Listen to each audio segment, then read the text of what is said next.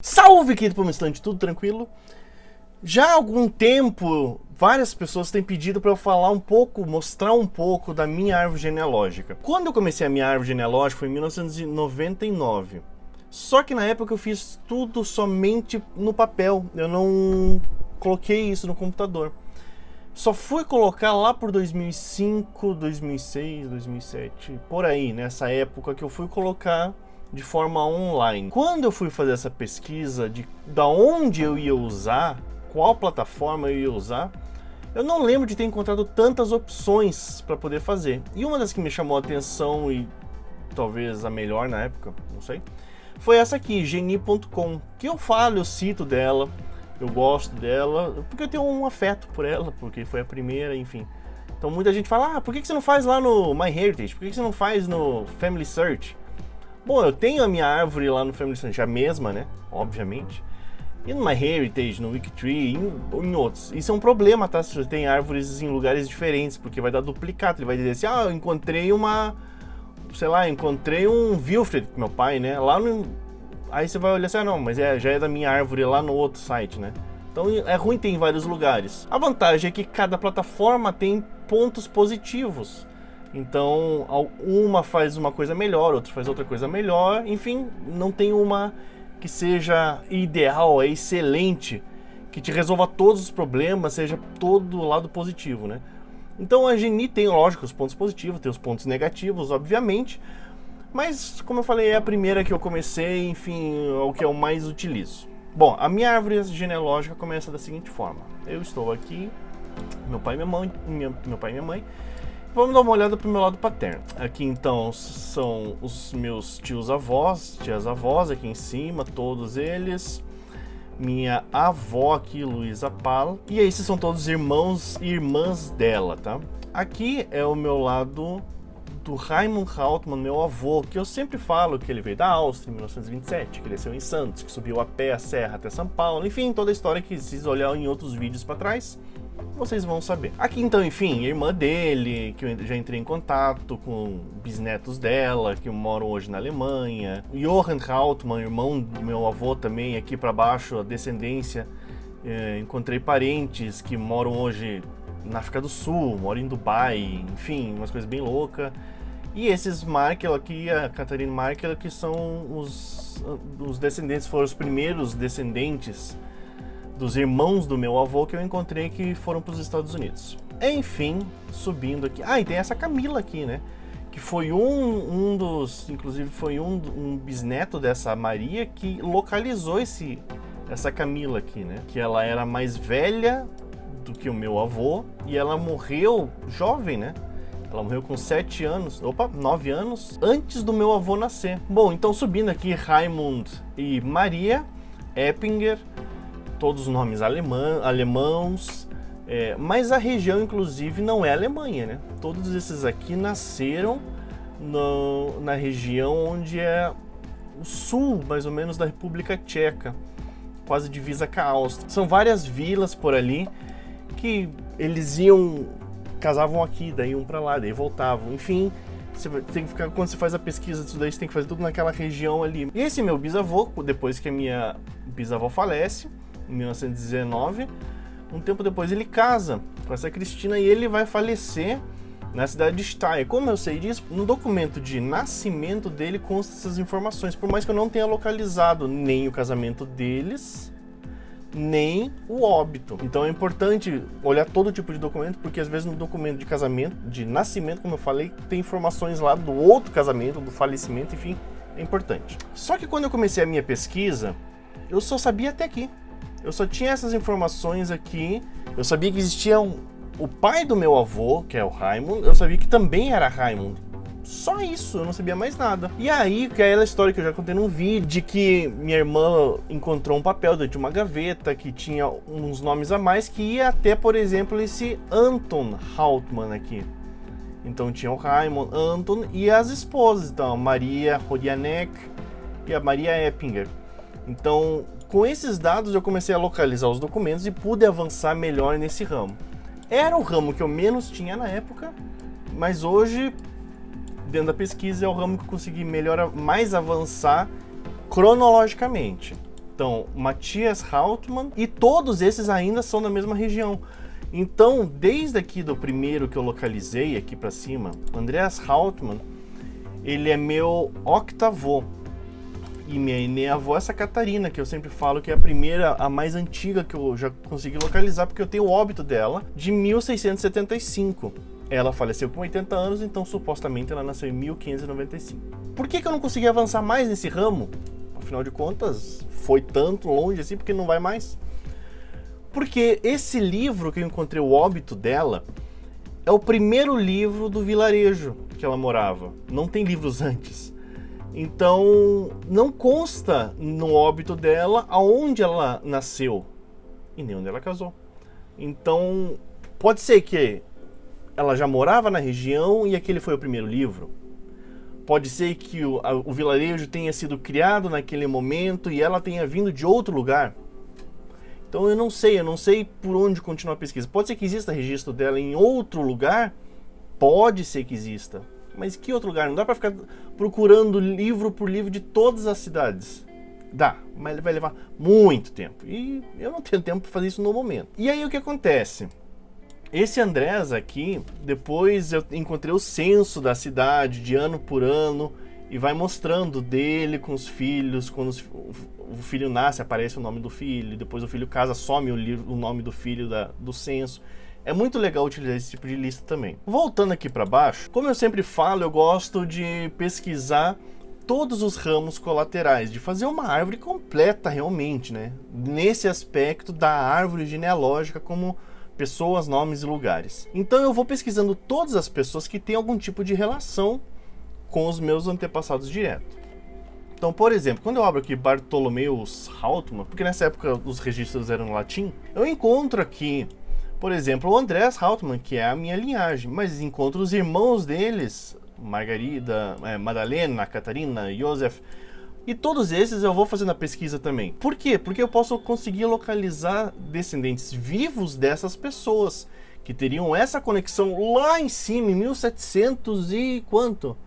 1705, 1709, com os meus familiares. Então isso é muito legal na pesquisa. E voltando lá, e aí voltamos aqui ao Anton, que é meu trisavô, que olha, pela data, ele nascido ali em torno de 1815, 1892, poderia muito bem ter uma foto dele, né? Eu não encontrei, mas poderia. Então seria interessante. Tanto que do Raimundo e da Maria, eu conheço pessoas que já viram fotos deles, né? Enfim, eu sei que existe fotos, mas tá onde essas fotos? Foram jogadas no lixo? Foram roubadas? O que aconteceu com essas fotos? Não sei. E voltando aqui pro Raimund, tem esse outro ramo que eu gosto muito de pesquisar, que é do Rodianek. Esses Rodianek eu já falei que é um sobrenome que não encontrei ninguém vivo hoje em dia que tem esse sobrenome, né? Já procurei em todas as redes sociais, já procurei no Google.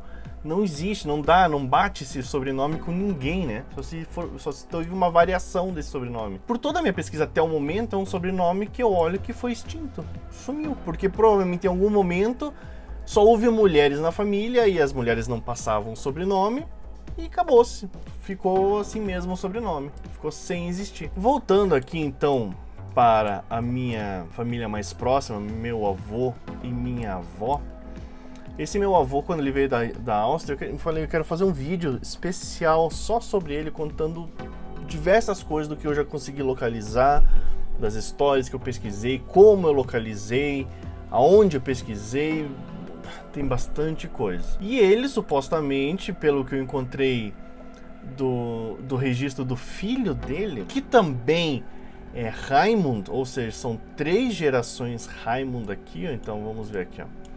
O Raimund, que é o meu tio-avô mais velho, nascido em 1918, ele é 18 anos, ele é 20 anos mais velho que o meu pai, nascido no mesmo dia do meu pai, 23 de agosto. O pai dele é Raimund e o pai do pai dele também é Raimund, então são 3 gerações, né? Se fosse uma família nova, você ia dizer Raimund I, Raimund II e Raimund III, mas como não tem nada disso, é Raimund mesmo, né? Da minha avó, que é a família Pal, que são de Joinville. Afinal de contas, praticamente toda a minha família, como eu sempre falo, foram para Joinville, né? E essa família Pal é muito grande, é gigantesca lá na região de Joinville, algumas regiões próximas ali em Santa Catarina. E esse Adolfo Pal, dos meus bisavós, aqui essa é minha bisavó Ingrácia, que eu sempre conto a história dela, de ser uma filha de talvez uma indígena.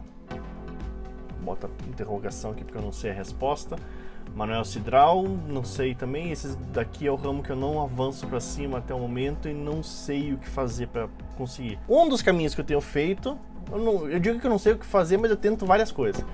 Um dos caminhos para tentar encontrar esse Manuel Cidral consta que esses dois, eu não tenho nenhum registro de nascimento, nem casamento, nem óbito deles. Eu só tenho o registro do nome deles, tanto pelos registros da Ingrácia e dos filhos deles, né, que constam como avós, né? Então aparece o nome de Manuel e Maria Florência. E consta em determinados registros, consta que eles eram de São Francisco do Sul, consta que eles eram da Ilha do Mel, mas Ilha do Mel ali é região de Joinville. Então possivelmente eles são dali mesmo, né? Eu acredito mais que seja de São Francisco do Sul. E o que eu tenho feito? Eu tenho feito uma lista, uma planilha, todos os Costa Cidral que eu encontro, mais ou menos nesse período, assim, né, mas às vezes mais antigos ou mais novos, todos eles eu separo e guardo esse documento, porque eu quero ver se algum daqueles nomes ali em algum momento bate, porque tem que ter algum tipo de conexão, porque a ideia também é tentar encontrar esse Manuel Cidral com a Maria Florência como pais de alguém. Se bater isso daí, significa que a Ingrácia teve outros irmãos ou irmãs, vai saber. Então esse é um ponto. Esse meu bisavô Adolfo Emílio Pal, eu não tenho nenhuma foto dele, ele faleceu jovem, né? Ele tinha quanto ali, 50 anos. Poderia ter muito bem foto dele, e eu acho que tem. Só que eu sei que eu já ouvi falar de uma foto dele pequeno, no colo da mãe dele, que é essa aqui, Henrietta Pal. Eu tenho foto, é estranho, né? Porque eu tenho foto da mãe dele, mas dele não. E essa Henrietta tem o túmulo dela lá no cemitério municipal de Joinville ainda. Mas, por exemplo, esse Johann, a Johanna, que são os pais dela, eles também vieram para o Brasil. Mas não consta, eu não faço ideia de onde estão enterrados. Como eu falei, essa família Pal é gigantesca, né? Então aqui também eu consegui avançar bastante aqui pra cima. E aqui eu consegui por causa de uma conversa com um primo meu, que ele já tinha ido lá pra cidade original da família, tudo, né? Original, assim, entre aspas, né? Vamos botar, porque eu não gosto dessa palavra dentro da pesquisa. Mas e lá ele conseguiu avançar bastante. Então, muitos desses aqui foi esse primo que conseguiu localizar lá. E aqui também vai longe, né? Tá, 1764. É um outro ramo que foi avançado bastante dentro da minha família pelo lado paterno, né? E todos esses aqui, como eu sempre falo, faça isso. Avance a árvore para baixo. É importante isso para você conseguir localizar descendentes dessas pessoas, parentes. Não simplesmente por tipo, encontrei, vou botar na árvore para minha árvore ficar maior. Não isso. Mas entrar em contato, conversar, trocar ideias, ver se a pessoa tem fotografia, você fornecer fotografia para as pessoas. É importante, a pesquisa genealógica, como eu sempre falo, é uma pesquisa compartilhada. A pesquisa genealógica não se faz sozinha, não é uma pesquisa solitária, né? Você precisa compartilhar o que você tem, até porque quando a gente se for e a gente se vai, um dia a gente vai levar essas informações juntos que a gente pesquisou a vida inteira para dentro do túmulo e aí?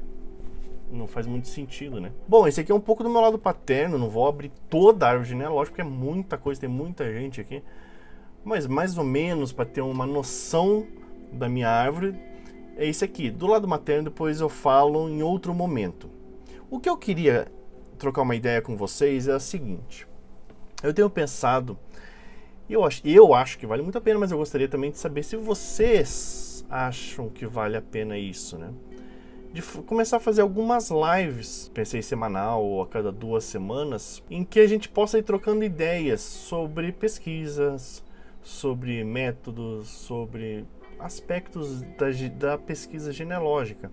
Então, abrir a árvore genealógica, ficar debatendo alguns aspectos, meios de pesquisa, o que vale a pena ser pesquisado ali daquele lado, quais ideias, achar novos caminhos para a árvore, não a minha árvore, né, mas outras árvores genealógicas, a sua árvore genealógica de repente, e ver o que pode ser feito naquelas linhagens que surgem por ali, né, ver o porquê que travou, o que pode ser destravado, com quem que você pode conversar, enfim, acho que vale a pena.